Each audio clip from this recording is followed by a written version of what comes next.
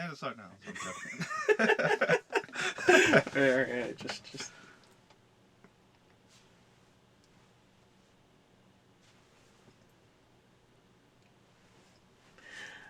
Okay. Kind of long pause. You only need like a few seconds. Hey, look, I don't know. Literally, is it like better 5 seconds is good enough. Is it better? That was less than 5 seconds. That was not less than 5 seconds. That was less than 5 seconds. No, that was not. Oh, well, that gives you. Well, that at least gives you. Are they in half-second intervals? No, they're in. See, that was 5 seconds right there. See, they're in 1 second between that little spike and here, it's like so 5 seconds. that was like 7 seconds. Alright, whatever. Okay, alright. Alright. So, Gamernomicon podcast, episode 1. Wait, what is this podcast name again? Gamernomicon. It's like the Necronomicon. How do you spell that? But it's Gamernomicon. Gamer. Gamer. Nom I can. And Okay. yeah, there you go. Nom I can. Good spelling. Yeah. I like it. Yeah. Well, it was her idea, and I like it. So Wait, no, that's Nomican. Nomicon. Nomic and Yeah. then con. Con. Yeah, con. Like Okay. a convention. Okay. So we just watched the Destiny 2 trailer. Yes. So how do you feel about it?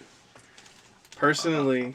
Yes. You can go first. You're the one that has probably the most opinion out of this right now. You said, yeah. I was like, so you can. What do you think about it? And you're like, and I'm like, okay, I'll go. Like, okay. Yeah, because they saw that. Yeah. That's cool. Well, I mean, you know, the silence says it all. It does. It does. I am not very excited for it. I'm not surprised. Just because it's like it doesn't seem to pick up where the last one left off. It's like so here's the thing. So like I didn't buy any of the DLC for the first one. So the last thing I remember was like you fought like the darkness or something like that, like in that last mission. Yeah, on Mars. And yeah, and then it just Venus. Yeah, and then it just kind of is like, okay, well that's the end, you know. Well, and then it wasn't the you end. meet that one person. She's like, oh yeah, you know, the darkness is still around, and you're like, well then what did we just do? And that's the end of the game. Like so now I have this new one, and it's like, so the Cabal are attacking, you know, the tower because they're unhappy. Well, this isn't really like much story yet, because again, this is just a trailer, so like they're not going to put all their eggs in the same basket, and it's like, all right, we got some prizes for you, even though you know what's about to happen. Like, Yeah, it's not going to happen. It just feels a little like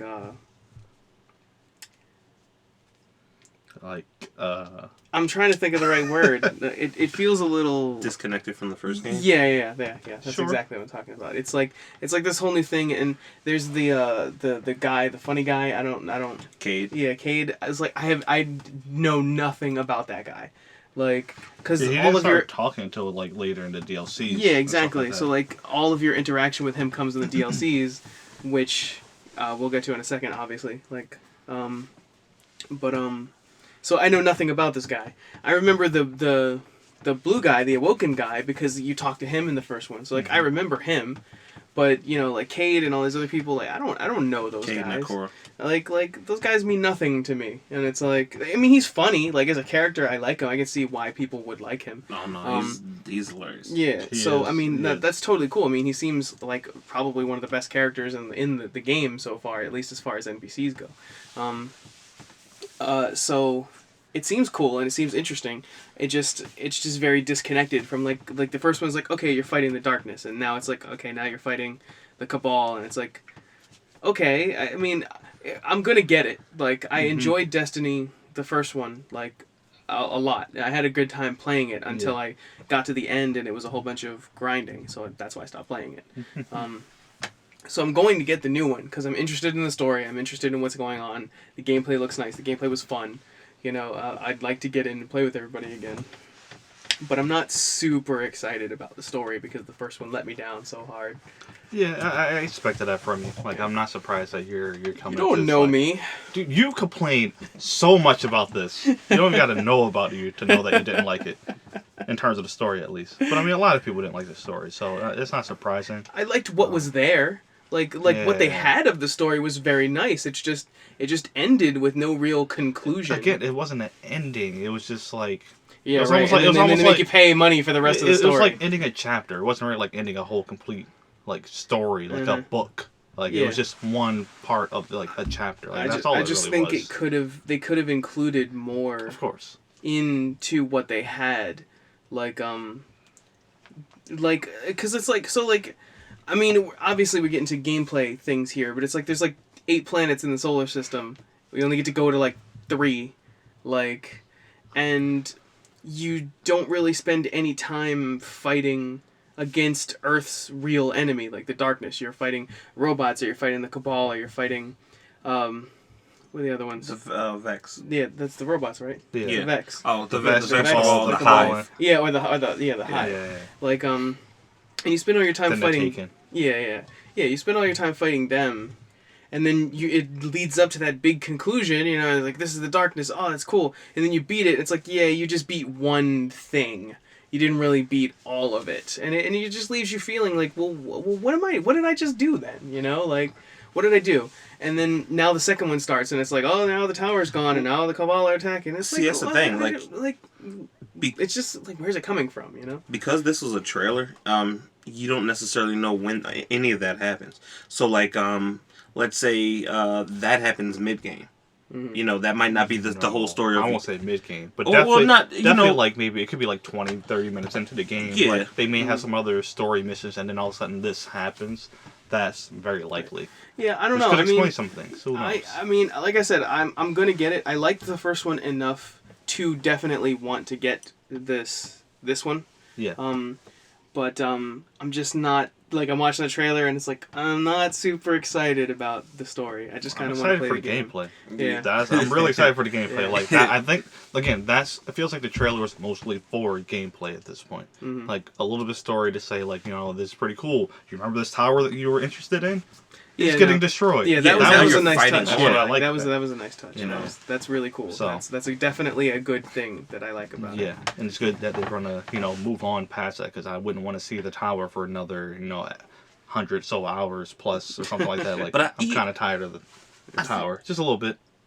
I think it does have to not, or it doesn't have to start. You know, like when I said the actual trailer starts at some point, not at the very beginning of the game, because if you remember in the trailers, they said that whatever it was that was attacking them took all the walls down, like all their protection and everything. Yeah. And that can't be just easy, you know, not for a place that has survived for like I think, how long has the tower been up? Like 100 years or something like that, maybe a little longer. Yeah, it's been a while. Tower? Yeah.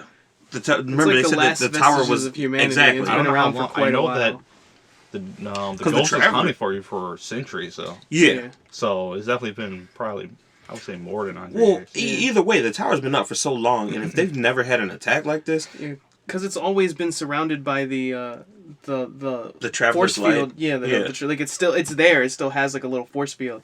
So like it's strange.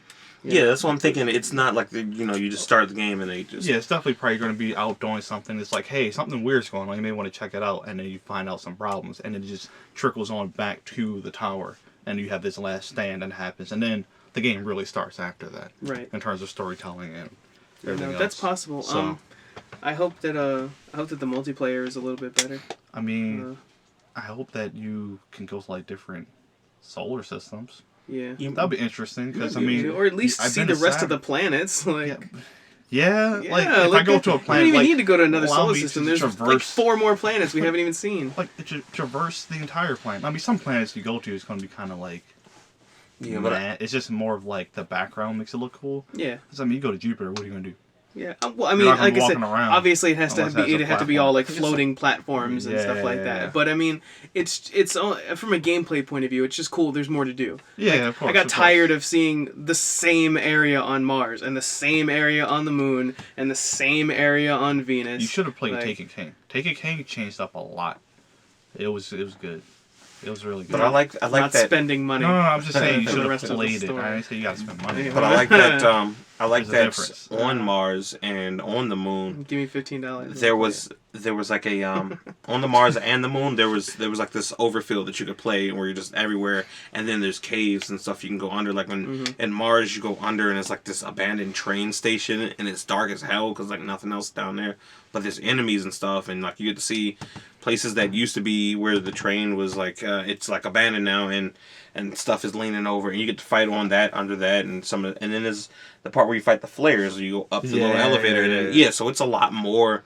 Even though it's like one area, there are like undergrounds and overgrounds and towers and just a lot of different places you can go in that area. Yeah, that was never anything like that I had a problem with.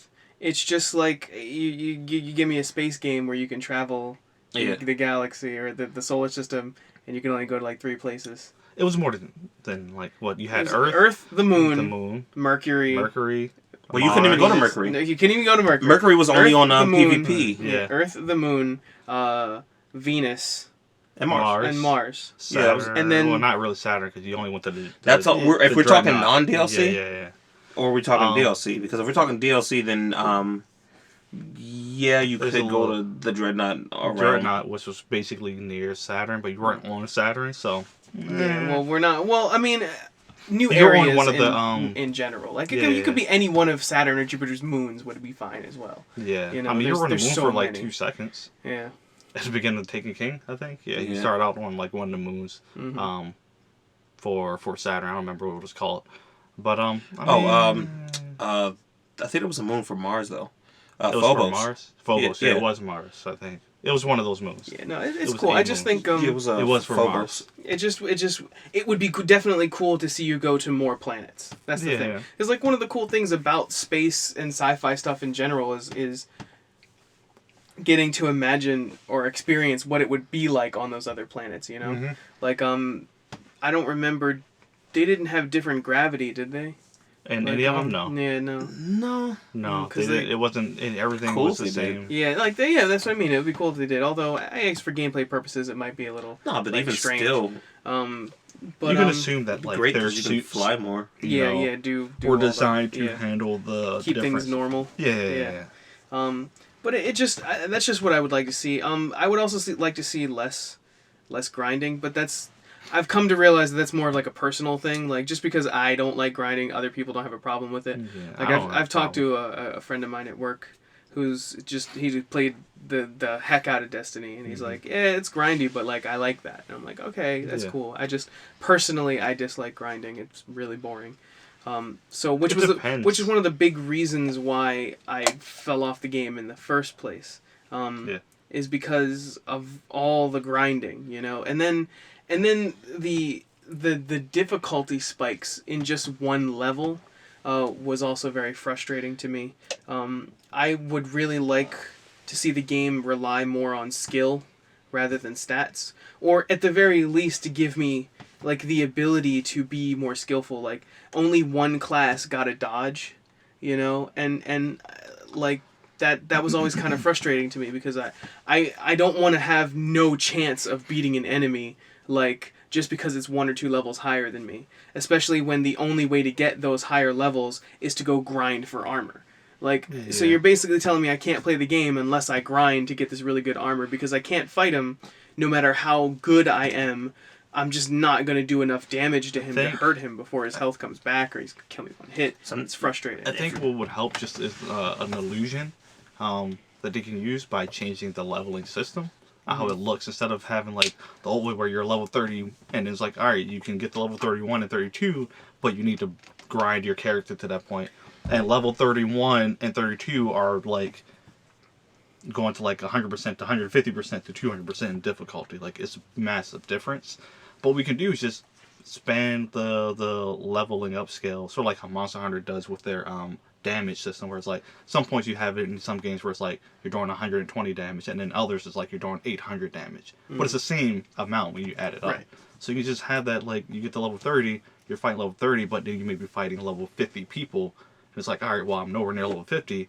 You slowly progress to get to that point.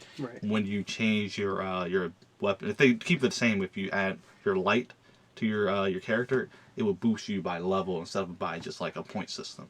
I think visually that would make it a little better. They changed the level up system like 2 or 3 times. Like, every DLC, really. Well, because the way it used to be was they did one massive change in how it works, with the light system. Yeah, I mean, That like, was it. the way it used to be is once you hit level 20, that was the cap, and then you were basically as strong as how your armor was, because your armor gave you a certain amount of light, blah, blah, blah, blah. But the way it then changed, I believe, was once you hit level 20, kind of the same thing, but you could continue to level up, kind of like you can use as you're using extra experience, you can use those to unlock more. I think the motes of light or whatever, and then you can use those to like it was different where you didn't. You use where you most could- of light to like level up Yeah. your abilities, like your weapons and all that stuff. Yeah, And which in turns which in turn would change the light on you, so you could. Yeah. It wouldn't be that you have to grind to find new Yeah, equipment. I think I played during that Yeah. time after they changed that. But if you remember, like at the very beginning, even on the beta, like if an enemy was like 5 levels higher than you, they would have like a red level, Yeah, the and you question couldn't damage mark. them at all. Yeah. like it'd just be Question like mark stuff? Yeah. And Yeah. that sucked. I would have liked to have been able to like try to do something like, yeah, man, I finally got him to half health, and then he just destroys. But I them mean, then because, of course, again, we fought those, and it was like it's not that difficult. It was just it was a beta, so there's limitations. They don't want you going crazy. Well, I mean, even in the game when it came out, if there was something that was like 5 levels higher than you, it wouldn't allow you to damage them. Again, I feel like what we were talking about before this is if this game would do like actually go into the world of being an MMO. I think like them trying to slightly hold back from being an MMO is what's hurting it a little bit in my eyes. For me, like going into what I mentioned again previous to this conversation, was going into Final Fantasy 15 or 14, and then you go into like a boss battle, and it's like, all right, I'm fighting a boss battle, I'm ready to go in there and fight, or as a team we're going in there and fighting, and then all of a sudden there's another group of people that just show up out of nowhere in the middle of the boss fight. That is entertaining to me. Like, I would like to be able to do that. Be one of those characters that's just, all right, looks like they're having problems, let me go in and help them. But you can't do that in Destiny because Well, I think you have this dark zone which prevents you from playing with other people based off of your story mission that you're doing. If that makes sense. In the Taken King, where you were fighting those Taken King mini bosses on the field, you can kind of do that. I mean, yeah, you could do that with like the spider and stuff like that. yeah, and there are missions that show up randomly in the map where But then everyone again, can jump in You can and do that in Final Fantasy 14 because I'm just using it as an example. You can do that, and then you can also fight in the boss battles as well. Yeah, well, they if had I both. remember correctly, in Final Fantasy 14, it was exactly the same way. No, It kind of was. There was specific Yeah, bosses like- that would spawn that everybody could just go in on at once. And you can but any also- story mission, it would stop you from interacting. No, story missions you can fight with other people. Because I did like which one was it? I haven't played the game in forever, but it was like was it a golem or something that you were fighting at some point? I don't remember. You were in like a temple, something like on the side of a mountain, like one of the first bosses you ever fight in the game. I remember going in there and fighting, and people came in and they would die, and then they'd come back, and then they just kept cycling. Like people were helping fighting that same boss. It wasn't a fate though. I'm sure, because they didn't. Because I remember this was like a specific mission that I accepted from wherever the hub world was. Okay. But I remember doing the other stuff where like they just showed up, and they'll have either like either one giant boss you were fighting or like a group of enemies that you have to fight and take out at the same time. Mhm. It was Destiny does that part, but when you have to fight the actual boss in terms of like the story mission, you have to wait for other people. Yeah. And I get it. It's just I wish it was a little more interactive with other players. Yeah, I think that Besides would, just 3 people. if they changed that and made it a little bit more like an MMO, it would definitely make it a little bit more fun. Mm-hmm. It would make the experience a little bit more like novel.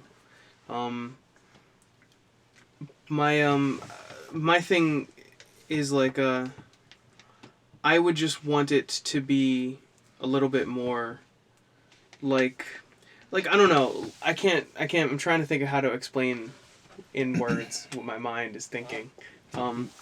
But the only problem that I really had with it towards the end was the grinding.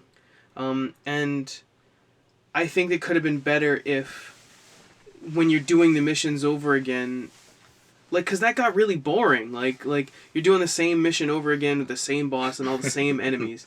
And Valis the Ark. yeah, Do that like 4 or Valis the 5 Ark. times in a row. God. yeah, exactly. That guy again. Yeah, it's super annoying. Mohawk. Like they should just like, if you're going to do the mission again and you're going to play it on a harder difficulty, don't just up the level on the enemies. Like, give me new enemies. Like, put me in new situations. In the like, DLC. I think it was a way. I think it was a way for like because of like it was a lack of content. It was a way to keep you interested, kind of until It was grindy, but it was still fun, entertaining. Well, and up until a point. And the new difficulties they added were the weekly challenges that they had, which was why it was fun to go back and play. It's like, it didn't lend to you playing it all week long, but you would go in there, spend a few hours trying to complete some of these harder missions, and then it's like, all right, I'm wait till the end of the week, get these new items, and I can go back and forth. Though. They were the same exact mission. I get it. And that was the thing. It wasn't that me, they were the same exact missions. It was that they were the same missions for so long. Yeah, it took a long time for them to start adding something new. And then when I they did start Valis 6 times in a row. Like the first one, like the first DLCs, they didn't add anything new. You just started in a different place on the same map, going backwards. So it's like it made it look different and feel different, but you were in the same exact map. Like it was a little stupid. But. Well, okay, so that's how you. So we'll use that to branch into the DLC portion of this conversation, which I'm a little bit more passionate about. Like the game itself, I enjoyed the story, what they had of it. Yeah. I enjoyed the gameplay. I really liked the game. I had a lot of fun, but that story disappointed me. It ended very quickly. It didn't explain anything, and then DLCs come out, and then they're like, okay, hey, you want more story? Here's some DLC. Maybe you give us an extra $15. Maybe we give you some more story, and that upsets me a whole lot. Don't sell me half a game at full price and then try to sell me the rest of the story as we go along. Now, I've learned since that some of the DLCs don't really have anything to do with the main story. So for those, I have less of a problem with that, and I guess the question is it a DLC or is it an expansion pack? That's a good question. They're kind of one and the same at this point. Like you can't really separate the two. It just depends on the company that's putting out the content. Right. So it's like they may call it DLC, but it's probably still an expansion. Well, yeah, every expansion pack is also technically a DLC. Yeah. So it's like they're basically the same DLC. thing. But the difference comes along where you have games like Call of Duty who has DLC in terms of just like adding small content such as weapons, and then your Skyrims that have DLC where it's like, or Fallout where it's adding story content. Right. But those are also called expansion packs. So, but I don't know. What were you about to say? I was about to say when Skyrim adds, like the Skyrim DLCs weren't necessarily adding more story onto the main story. They were adding like side quests, which had them their own stories of their own kind of. And that's kind of what Destiny did. The first couple were kind of like a mixed bag. Like I think what was it? The Dark Below was a little bit of a story driven, and then the House of Wolves was more content driven. It wasn't as much story. It was like you had new gameplay modes and stuff like that. And then Taken King was just a whole new beast in its own. Like I think that was like a really good way of putting out new content for Destiny in its own. Right. Maybe not other games, but Destiny worked fine. And then what was it? The Rise of Iron. I heard that was really bad. Like it was literally just adding a few weapons, and the story was garbage. But I didn't get to play it because I wasn't going to spend $30 on that. $30. Yeah. But it was only $30 because I heard that the story wasn't that good. But I hopped on Taken King. Was it at least? Oh no! I'm just saying definitely that feeling right there is how I feel about all of it. Yeah. Well, I'm not spending $15 to give me more of what you should have given me in the beginning. Yeah. That's what I was going to say. Yeah. What I was thinking of that is, I guess it's do you feel it?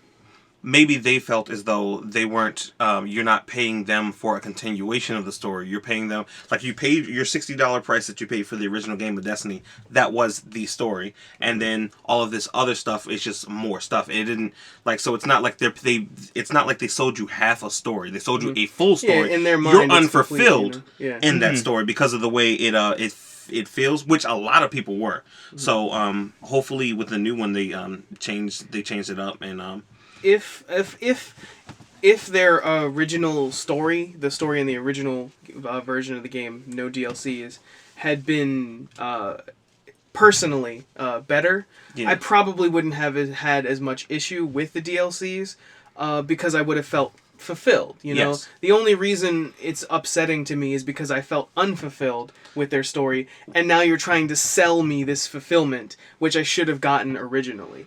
I don't have a problem at all with DLC in general, or expansion packs, or even microtransactions, as long as you're not trying to sell me what should have already been there. You know, we've talked about the Call of Duty DLCs before.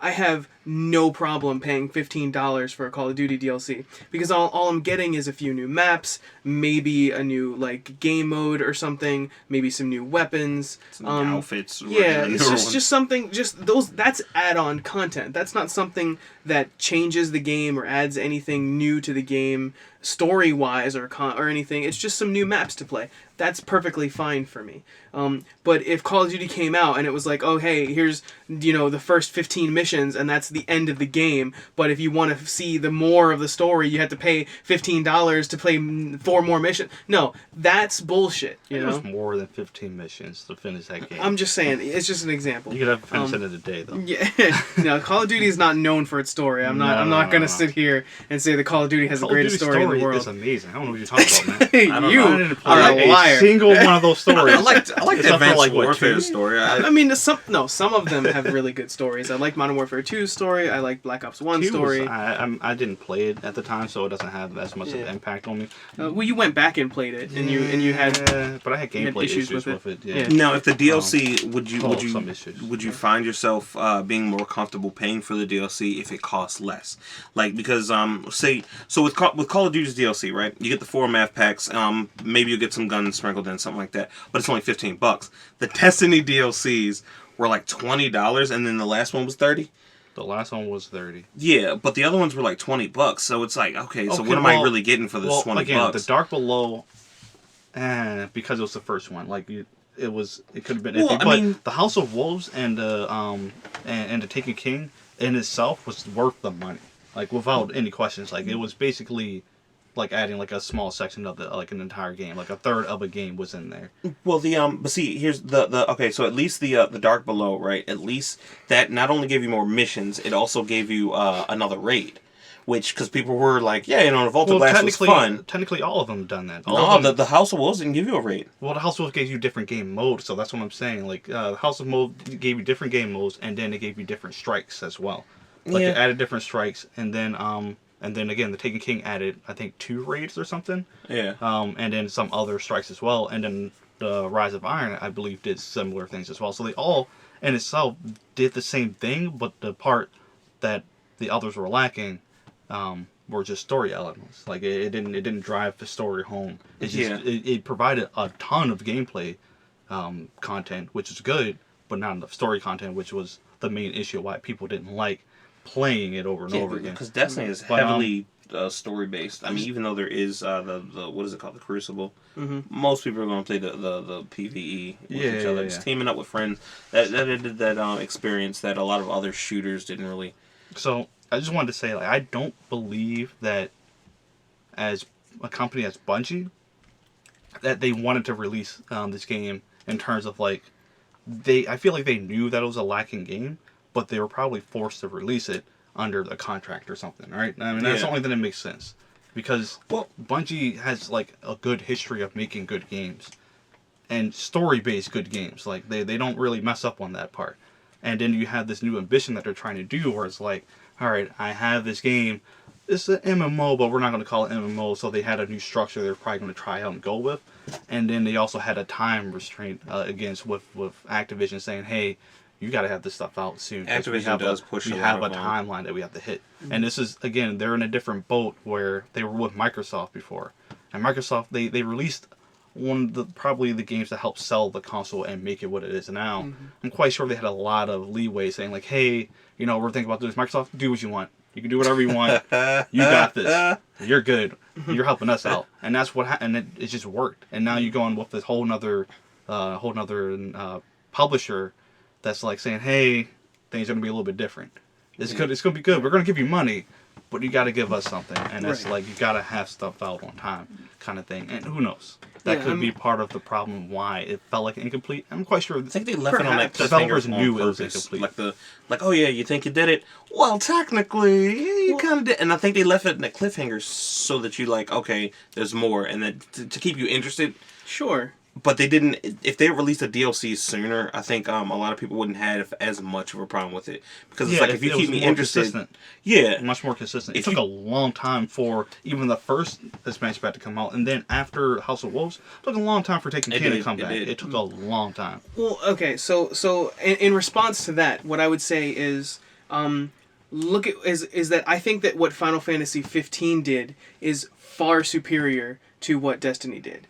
Final Fantasy 15 came out, and their story was also lackluster in a lot of ways. I mean, I enjoyed it very much, but it was also not so great in a lot of parts. Many parts. Yeah. It wasn't so good. So, but the game did really well. It sold a lot more than they were anticipating it would. And they already had plans for DLCs to come out in the future of Final Fantasy 15 because it takes a long time to make Final Fantasy games. So they wanted to put DLC out to keep people playing the game and interested in the game until they made a new one. Yes. Which is fine. So they have DLC planned for every single one of the characters already.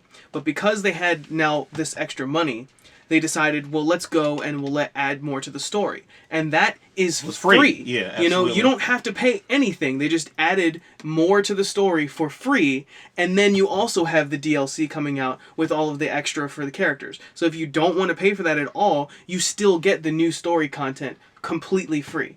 And that is fine. In theory, Destiny does that too. In theory.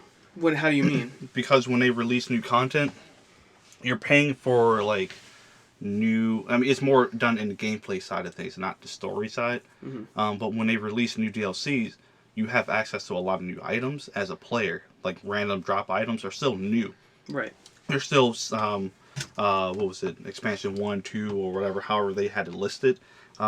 You'll have access to those weapons, those armors, and the abilities as well, but you just didn't have access to, again, the missions and stuff like that. Right, well, I mean, but that's my problem with it, you know. If saying, it was the other way around, I'd think it was great, but holding me back from the story and saying, here's all these weapons and abilities, it's like, I want the story, that's what I'm here for. Like, yeah, I mean, again, it's a different business, and a different company, I mean, but I wouldn't compare the two because you have something that is, again, a new idea entirely for a company who has never done that before. Plus, again, they're under a second, like, opinion. Like, they it's not like they're publishing the game as well. Square Enix, they're publishing and developing the game. Mm-hmm. They have all the decisions. They already done something similar to this in terms of, like, how the world is structured, Final Fantasy 12, and they already had online capabilities in 11 and 14. So, like, they already had a structure of how the world should work. And they just had to kind of figure out, like, what have we done in the past? Oh, we've done this. They probably released free content for people in 14. So let's try that in 15 and see how that works for people. Oh, it's working. Let's keep doing something like that. Mm-hmm. So you have, again, Bungie, who's never been in this situation before. Right. I mean, I just think I think that Final Fantasy 15 it does it better. I think it's a better way to treat your story-based game and your audience. Yeah. I mean, but we're talking about DLC. You know. Yeah, I think it's understandable why Destiny may have turned out the way it is, or the way it did. I mean, that makes sense. I mean, all the things that you're saying make sense. I just think that when it comes to DLC, I think the way they did it with 15 is better than the way they did it with Destiny 2. I guess that's not really... I think kind of DLC. It's not apples to oranges. I think with... No, that's not what I was going to say. The DLC in Destiny, it didn't necessarily add more of the story. It fleshed out the world more. So it's like, so you fought the Cabal before, but now you know a little bit more about the Cabal. Now you know more, so you remember that one guy that you fought over here? Remember that Crota guy everybody's talking about? You may have heard him every now and then. So now this is him. And then it's like, for the Taken King, it's like, so this is his father. And like, these are the other people of the Hive race that that you, so it's more of a fleshing out of the world, and the way that they did the same thing throughout the game where they sprinkled it in, like you do certain things, you do certain missions, or if you find certain like hidden treasure chests, you get the grimoire unlocks that you're supposed to go online and read, or they expect you to go online and read to flesh you out, so all that story that you would have I guess seen in the game is like there's extra that you could read. I'm fine with that. Like there are other games that have done that successfully. I mean, having you have to go online is a little bit out of the way, but like Star Ocean Till the End of Time had a whole info section on like every terminology used in the game, had a page where you could read on it and learn. Kingdom Hearts had the like little Jiminy Cricket's book where it's like, I don't know who these 13 organization members are, but here's a small description of. I think that's where Destiny kind of failed in terms of telling the stories, that they force you to go mobile or online. If it had been in the game,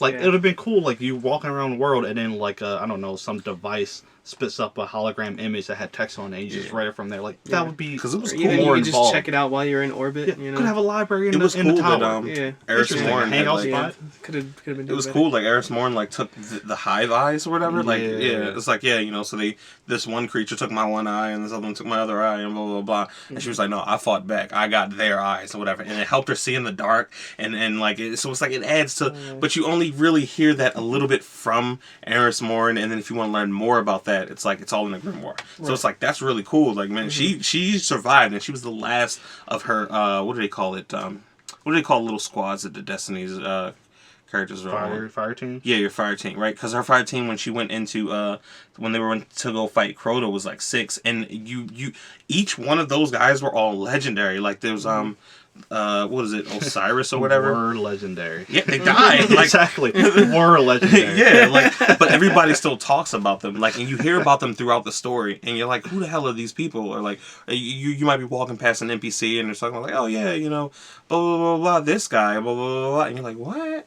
Like that's not the. Why does he say that? So then you go in the grimoire, and you're like, oh, he was part of this, Fire Team 6, where there were like 6 of them, and they all went to go kill Osama bin Crota, and then Crota just why? I know, right? Like both of us just looked at each other like, did you have to go there? I'm pretty sure nobody likes Osama bin Crota. And he does it again. Okay, all right. I think have we wrapped up the DLC? Yeah. I think we got our point. I mean, that's a. I'm sure we'll return to it because obviously there's more that we could talk about in terms of DLC, but as far as Destiny, yes, there's a lot and outside of Destiny. Yeah, as far as Destiny and DLC goes, I think that's the end of this one. So that's about half an hour. Yeah. So we'll go ahead and we'll end this one. Break. Not end it. We just take a break. Yeah. We'll end this one. We'll play a little tune here. Yeah. Something like that. We'll figure something out. No. We'll end this one. This is episode 1. Oh, this is episode 1. This is episode 1. Okay. Yeah. Okay. Right, so this is episode 1. I'll see you guys later. What about the commercials? We'll work that out later. Don't worry about it. We're not that. All right. No. See you later, everybody. Have a nice time. See you later.